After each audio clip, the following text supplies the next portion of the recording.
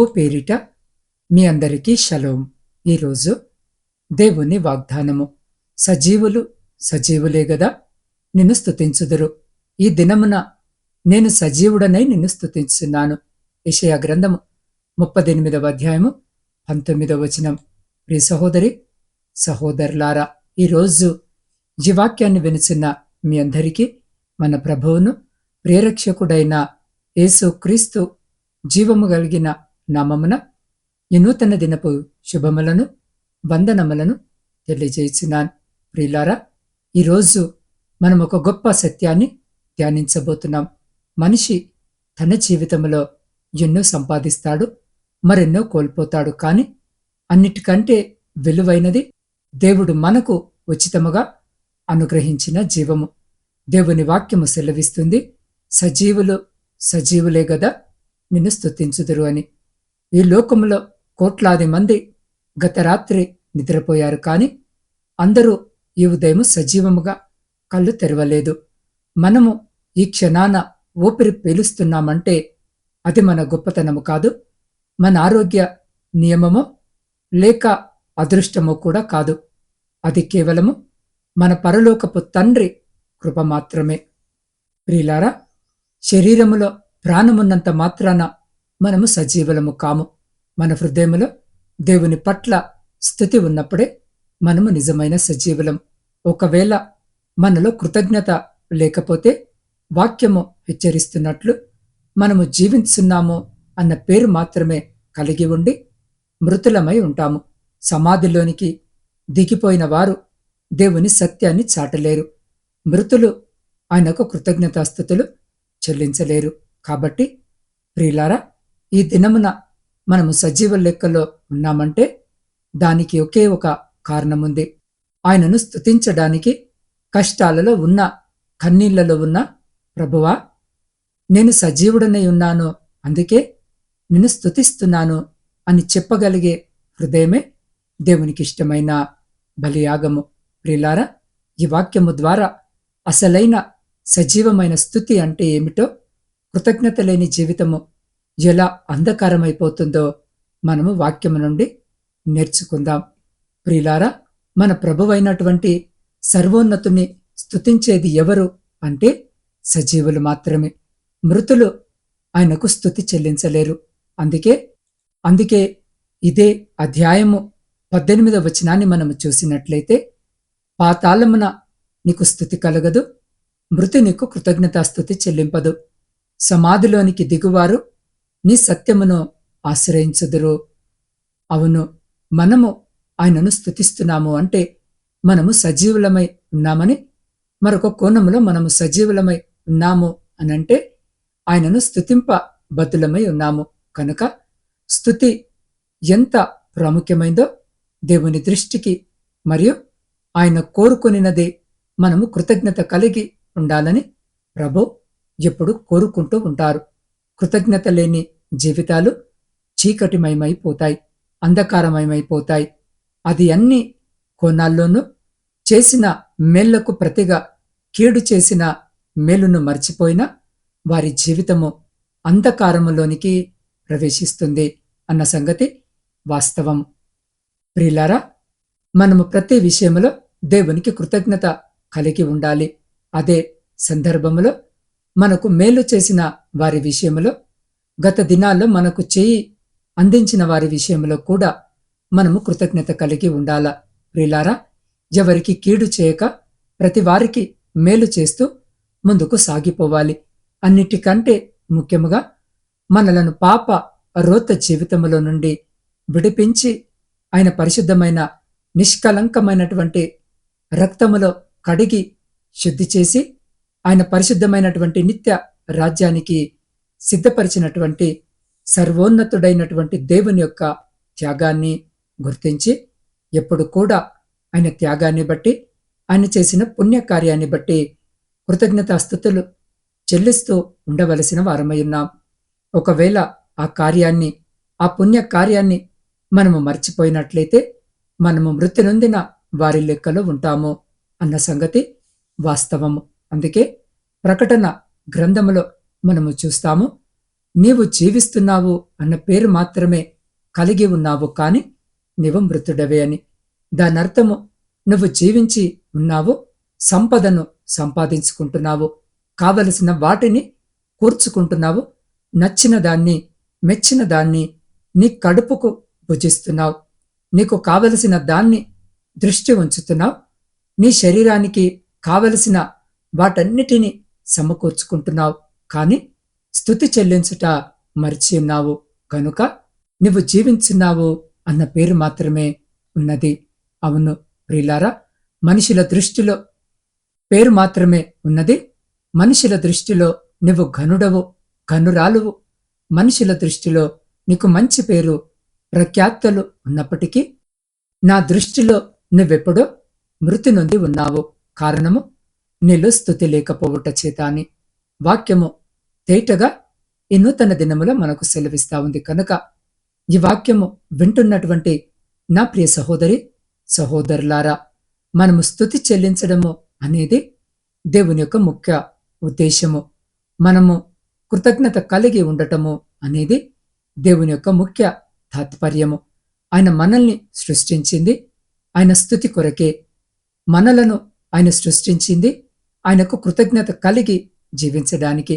మనలను ఆయన సృష్టించింది మేలుకు ప్రతిగా, కీడు చేయక ఆయన మేలులకు బద్దులమై ఉండాలని. కనుక మన జీవితంలో ఆయన ఎన్నో మేలు చేసి ఉన్నాడు. మనము నేటి దినాన సజీవులమై ఉన్నాము కనుక మన జీవితంలో ఆయన ఎన్నో మేలు చేసి ఉన్నాడు కాబట్టి మనము నేటి దినాన సజీవులమై ఉన్నాము.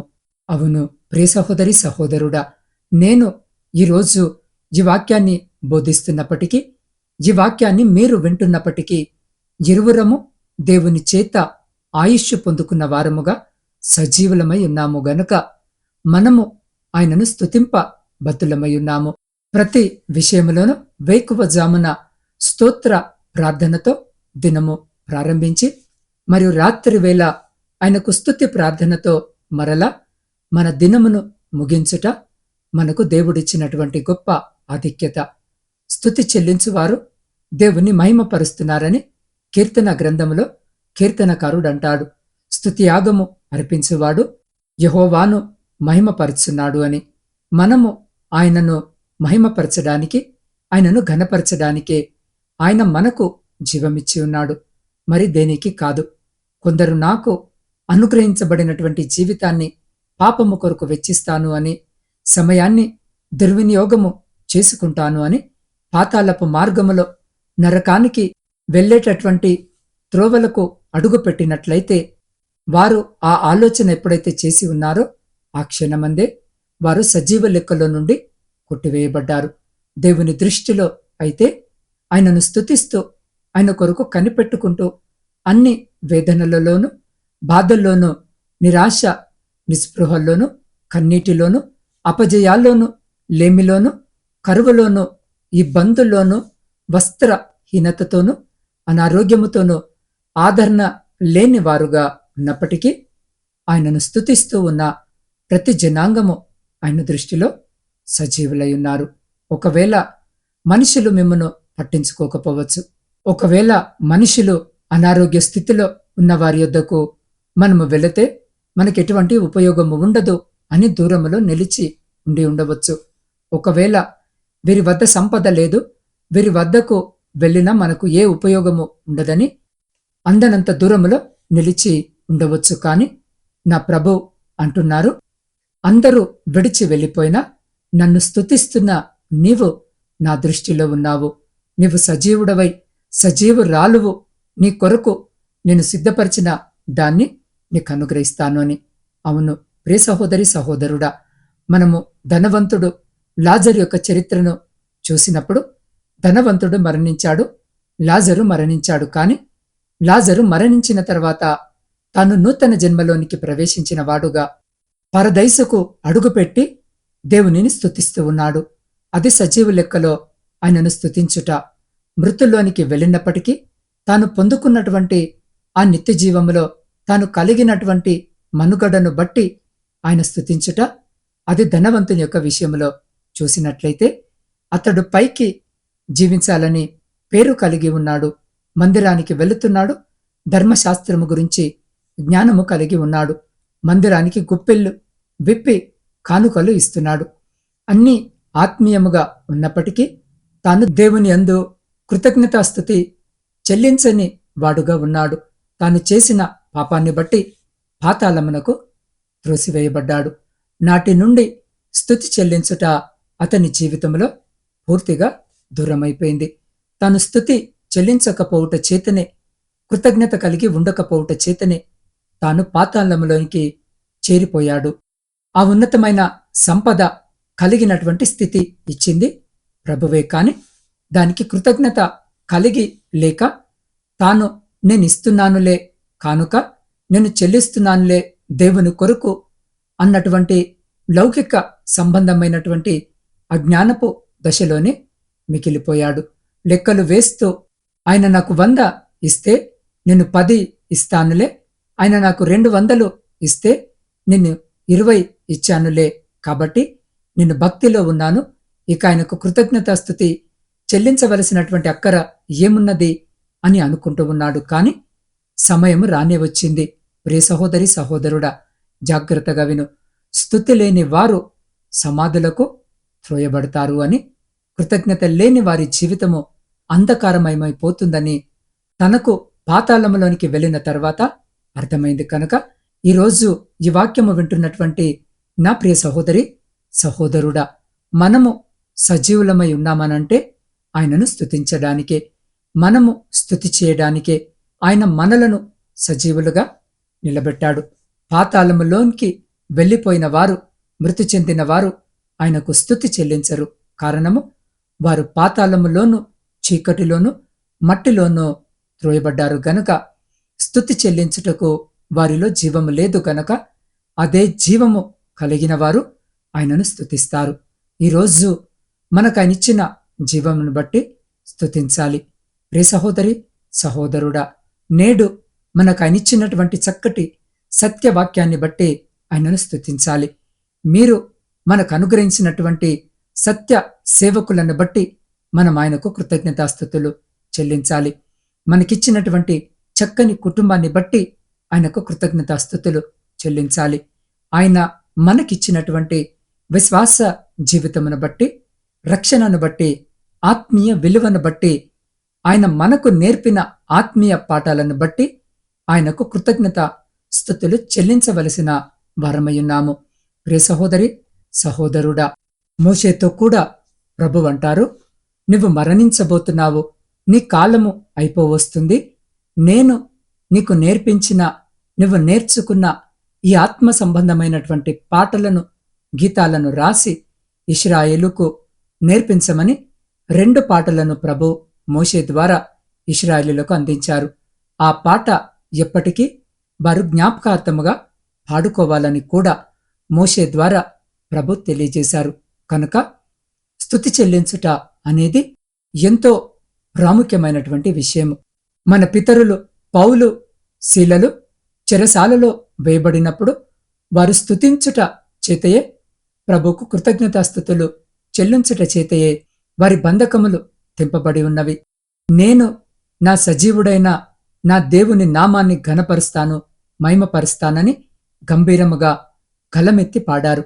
ఆ పాటల శబ్దానికి చెరసాల పునాదులు కదిలి, గడుపలు పగిలి, సంఖ్యలు తెంపబడి వారు స్వతంత్రులుగా మార్చబడ్డారు. స్వేచ్ఛగా, బాహాటంగా బయటకి రాగలిగారు, కేవలము స్తుతి చెల్లించుట చేతే. కాబట్టి ప్రియ సహోదరి సహోదరుడా, మనము ప్రతి విషయములో ఆయనకు కృతజ్ఞతాస్తుతి చెల్లించినట్లయితే, ఈ నిస్సారమైనటువంటి జీవితములో, ఈ నిరాశ నిస్పృహల్లో, ఈ దుఃఖకరమైనటువంటి పరిస్థితుల్లో, ఈ వేదనలను, బాధలలోనూ మనకు గొప్ప అఖండమైనటువంటి విజయము ఇవ్వడానికి ఆయన మన పక్షమున, మన కొరకు సిద్ధపరిచినటువంటి ఆ సంపద ఎంతో శ్రేష్టమైనది. మనము దాన్ని పొందుకోవాలనంటే కేవలము ఆయనకు కృతజ్ఞతాస్తుతులు చెల్లించినట్లయితే, ఆయన చేసిన మేలును బట్టి స్తోత్రములు చెల్లించినట్లయితే, ఆయన మన కొరకు సిద్ధపరిచినటువంటి మేలును, దీవెనలు, ఆశీర్వాదాలు పూర్తిగా మన సొంతమవుతాయి. ఒకవేళ ప్రియ సహోదరి సహోదరుడా, జాగ్రత్తగా విను. కృతజ్ఞత లేని జీవితము కలిగి జీవిస్తున్నట్లయితే వాక్యము సెలవిస్తుంది, అట్టి జీవితాలు అంధకారమయమైపోతాయి. ఇప్పుడంతా బాగున్నట్లే ఉంటుంది, ఇప్పుడంతా సంతోషముగానే ఉన్నట్లుగా ఉంటుంది, మనము చెప్పింది జరుగుతున్నట్లుగా ఉంటుంది, అంతా నడుస్తూ ఉన్నట్లే ఉంటుంది. కానీ అర్ధాంతరంగా వారి జీవితాలు అంధకారమైపోతాయి. వాక్యము ఇంకా లోతుగా సెలవిస్తుంది, వారి యొక్క దీపము చీకటిలో ఆరిపోతుందని. వెలుగులో ఆరిపోతే బాగుండే మాట, కాని వారి యొక్క దీపము చీకటిలో ఆరిపోతుంది. ఇక వారి జీవితము చీకటిమయమైపోతుంది. కనుక ఈరోజు ఈ వాక్యము వింటున్నటువంటి నా ప్రియ సహోదరి సహోదరులారా, మనము ఆయనకు కృతజ్ఞతాస్తుతులు చెల్లిస్తూ, మనము సజీవులమై ఉన్నామని, ఆయనను స్తుతించ బద్దులమై ఉన్నామని ఎరిగి ఉండగా ఆరాధనలో నోరు తెరిచి స్తుతించుట, ఆయన మనకిచ్చినటువంటి స్వరాన్ని బట్టి ఘనపరచుట, సాక్ష్యాన్ని చెప్పి గాని, సువార్త చెప్పి గాని, ఆయన చేసిన మేలులను స్తుతి పాటగా పాడుతూ, కాని ఏదో కోణములో, ఏదో ఒక విషయములో, ఏదో ఒక రకంగా, ఏదో ఒక విధముగా మనము ఆయనకు స్తుతి చెల్లించవలసిన వారమై ఉన్నాము. కనుక అట్టి ఆశీర్వాదాన్ని స్తుతి ద్వారా మనము పొందుకున్న వారముగా దేవుని యొక్క రాజ్యానికి వారసులుగా మార్చబడాలని దేవుడు కోరుకుంటున్నాడు.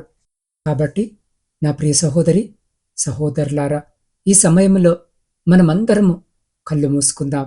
ఈ లోకాన్ని, మన చుట్టూ ఉన్న పరిస్థితులను ఒక క్షణము మర్చిపోదాం. ఈరోజు మనము సజీవముగా ఉన్నామనంటే అది మన గొప్పతనము కాదు, కేవలము ఆయన మనకిచ్చిన ఉచితమైన కృప. మృతులు ఆయనను స్తుతించలేరు. సమాధిలోకి దిగిపోయిన వారు ఆయన సత్యాన్ని చాటలేరు. కాని దేవుడు మనల్ని ఇంకా సజీవ లెక్కలో ఉంచారు. ఎందుకో తెలుసా? మన గలమెత్తి ఆయనను స్తుతించడానికి, మన హృదయపూర్వకమైన కృతజ్ఞతను ఆయన అర్పించడానికి. ఈరోజు ఈ వాక్యము వింటున్న మీరు ఏ స్థితిలో ఉన్నా, కన్నీటి లోయలో ఉన్నా, లేక అనారోగ్యముతో ఉన్నా, ఒక్కసారి మీ హృదయ అంతరాల్లో నుండి దేవుని వైపు చూడండి. ఆయనే మన జీవము, ఆయనే మన ఊపిరి. ఈ పాట పాడుతూ మీ ఆత్మతో దేవునితో ఏకమవ్వండి. మనల్ని పాపపు రోత నుండి కడిగిన ఆ రక్తమును తలపోస్తూ ఆయన్నే నా స్వరమని పాడదాం. ప్రార్థనా పూర్వకముగా లోతైన సమర్పణతో కలిసి పాడుదామా?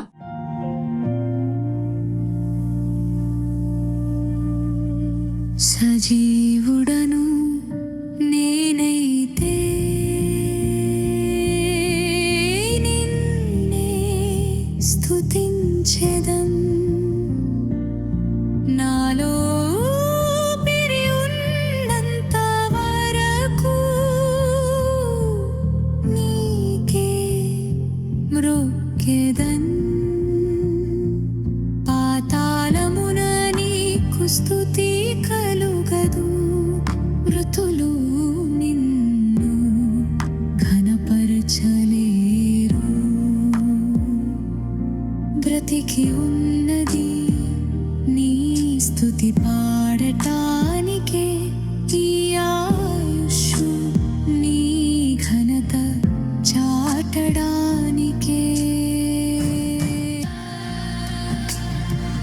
పాపపు రోత బ్రతుకు నుండి రక్తమిచ్చి కడిగితివి. అంధకారపు లోయల నుండి వెలుగులో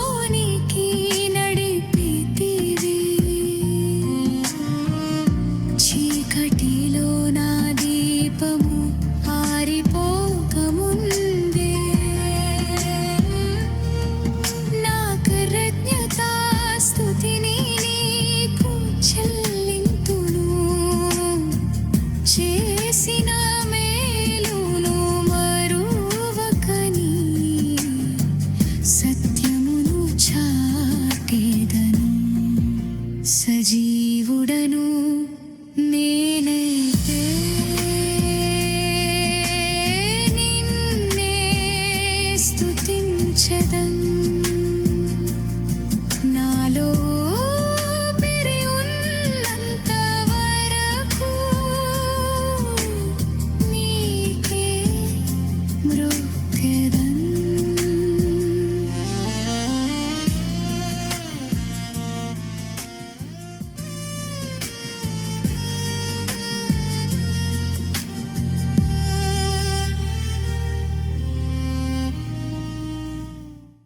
ఈరోజు మీలో ఎవరైనా అనారోగ్యముతో, శరీర బలహీనతతో బాధపడుతున్నారా? వైద్యులు అసాధ్యమన్న స్థితిలో మీరున్నారా? ప్రియ సహోదరి సహోదరుడా, ఒక్కసారి గుర్తు తెచ్చుకోండి. పౌలు, శీలలు బంధకాల్లో ఉండి స్తుతించినప్పుడు చెరసాల పునాదులే కదిలిపోయాయి, సంకెళ్ళు తెగిపోయాయి.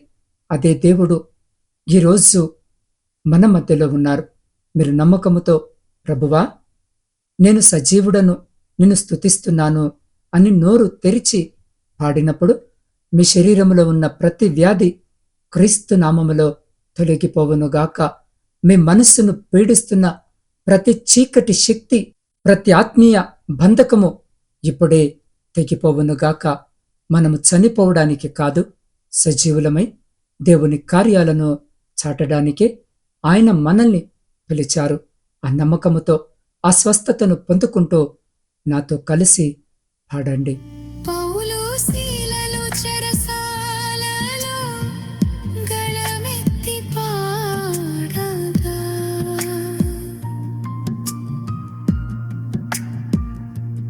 సంకెళ్ళు తెగిపోయే పునాదులే కదిలగా కన్నీటిలోనైనా కరువులోనైనా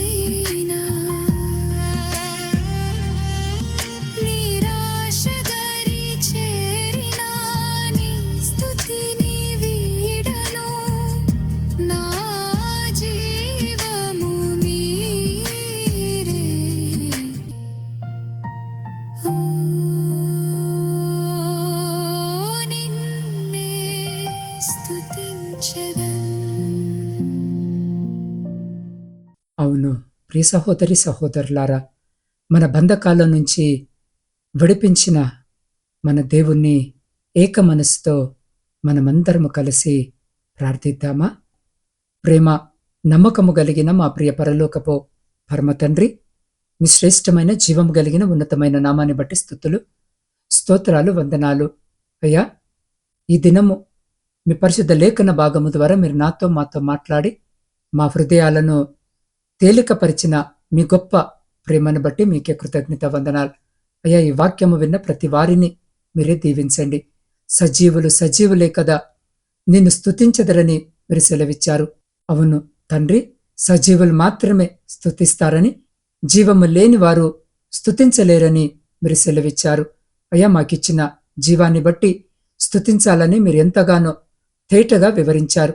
ఈ వాక్యము ప్రతి వారు అన్ని కోణాల్లో, అన్ని విషయాల్లో నీకు స్తుతి చెల్లిస్తూ కృతజ్ఞత కలిగి జీవించినట్లుగా కృపను దయచేసి, ఎక్కడైతే అనైక్యత గాని, కీడు గాని, ద్వేషాలు గాని, కోపాలు గాని లేకుండా ప్రేమతో, ఐక్యతతో, సమాధానముతో స్తుతి మహిమను నీకు చెల్లిస్తూ ముందుకు సాగునట్లు ప్రతి బిడ్డకు సహాయము దయచేయమని నీ పాద సన్నిధిలో వేడుకొనుచున్నాం. దేవా, వ్యాధి బాధల్లో ఉన్న మా ప్రియమైన బిడ్డల కొరకు ఏకాత్మతో నీ పాద సన్నిధికి వస్తున్నాం. నువ్వు గాయపరచువాడవు, స్వస్థపరచువాడవును అని నమ్ముచున్నాం. ప్రభువా, క్యాన్సర్ వ్యాధితో పోరాడుతున్న చిన్నారి బిడ్డలు నవీన సత్య, మేఘన, యశస్విని, సహోదరుడు దయారత్నం, మల్లికార్జున స్వామి, జహంగీర్, సుబ్బారావు, పద్మ, జ్యోతి, కళావతిలను నీ కనుకరము కలిగిన హస్తములకు అప్పగిస్తున్నాం. అయ్యా, ఆ క్యాన్సర్ కణితులన్నీ నీ అగ్నితో కాల్చివేసి వారి శరీరాలకు సంపూర్ణ ఆరోగ్యాన్ని ప్రసాదించండి. అయ్యా, కిడ్నీ సమస్యలతో బాధపడుతున్న సిద్ధు, లక్ష్మణ్, ప్రవీణ్ కుమార్లను జ్ఞాపకం చేసుకోండి. వారి అవయవాలను నూతన బలము పొందుకొనులాగున చేయండి. అయ్యా, రీతిగానే పక్షవాతముతో చలనము లేక పడియున్న రాంబాబు, శివకృష్ణ, గుణసుందరమ్మ, బాలప్ప, రంగన్న, కృపాసాగర్, సూర్యరావు, జయకృష్ణ, భాస్కర్ రావు మరియు విజయలక్ష్మి అమ్మలను ముట్టండి. వారు లేచి నడిచి నీ నామాన్ని స్తుతించేలా గొప్ప అద్భుతాన్ని చేయండి. అయ్యా, గుండె సంబంధిత వ్యాధులతో ఉన్న పవన్, రమేష్, సుగుణావతి, జయమ్మ, సుశీలను నీ శాంతితో నింపండి. అయ్యా, బ్రెయిన్ ట్యూమర్తో బాధపడుతున్న సహోదరి లీలావతి, ప్రశాంతులకు అయ్యా మీరే గొప్ప వైద్యుడవు. బిడ్డలను ముట్టండి, స్వస్థపరచండి. తెలియని వ్యాధులతో బాధపడుతున్న సహోదరి రత్న, అనితాలను 12 ఏళ్లుగా చర్మ వ్యాధితో రోధిస్తున్న సహోదరి మేరీని, అయ్యా కోమాలో ఉన్న నానిని, నాగమ్మను నీవు జ్ఞాపకము చేసుకోమని బ్రతిమలాడుతున్నాం. అయ్యా, నాని, నాగమ్మ కళ్ళు తెరిచి సజీవుడైన నిన్ను స్తుతించునుగాక. అయ్యా, 10 ఏళ్లుగా తెలియని భయముతో, ఒంటరితనముతో నలిగిపోతున్న సహోదరుడు సజిత్ బంధకాలను తెంపివేయండి. కీళ్లవాతముతో నొప్పులను అనుభవిస్తున్న కీర్తనకు నీ ఉపశమనాన్ని దయచేయండి.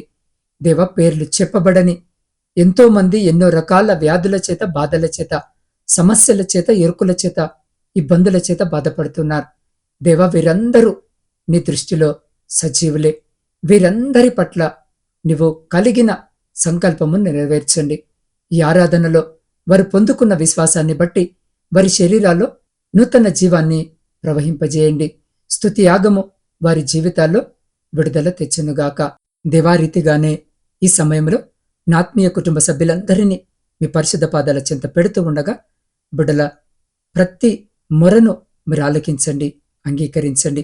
వారి ప్రతి న్యాయమైన కోరికను తీర్చి మీ ఆకాశపు వాక్యాలను విప్పి మీ సమృద్ధికరమైన దీవెన ఆశీర్వాదాల చేత బిడ్డల జీవితాలను, కుటుంబాలను దీవించి ఆశీర్వదించి తృప్తిపరిచి మీరే ఘనత, మహిమ, ప్రభావాలను పొందమని మా ప్రభువును మీ ప్రియకుమారుడైన యేసు క్రీస్తు శక్తి కలిగిన నామమున ప్రార్థించి స్తుతించి అడిగి పొందుకొని ఉన్నాము తండ్రి. ఆమెన్. ప్రియ సహోదరి, సహోదరులారా, ఒక ముఖ్యమైన విషయం. మీరే సమస్యతోనైనా పోరాడుతున్నారా? ఒంటరితనముతో కృంగిపోతున్నారా? ఎవరికి చెప్పుకోలేని బాధలు మీ హృదయాన్ని వేధిస్తున్నాయా? అయితే గుర్తుంచుకోండి, మీకోసము ప్రార్థించడానికి నేను ఎల్లప్పుడూ సిద్ధముగా ఉన్నాను. మీ ప్రార్థన అవసరతలను లేదా సాక్ష్యాలను ఇక్కడ స్క్రీన్ మీద కనిపిస్తున్న నా వాట్సాప్ నంబర్కి మెసేజ్ చేయండి. నా వాట్సాప్ నంబర్ 8450376007 8465037607. ఈ నంబర్కి మెసేజ్ చేయండి. మీ ప్రతి అభ్యర్థనను నేను వ్యక్తిగతముగా చదివి మీకోసము భారముతో ప్రార్థిస్తాను. మీరు పంపే ప్రతి మెసేజ్ చాలా గోప్యంగా ఉంచబడుతుంది. పగలు కాని, రాత్రి కాని, మీరెప్పుడు ఇబ్బందుల్లో ఉన్నా నిస్సంకోచంగా నాకు తెలియజేయండి. దేవుని శక్తి ప్రార్థన ద్వారా మీ జీవితాన్ని మారుస్తుందని నేను నమ్ముతున్నాను. యేసు క్రీస్తు నామములో మీ అందరికీ నా ప్రత్యేకమైన వందనాలు.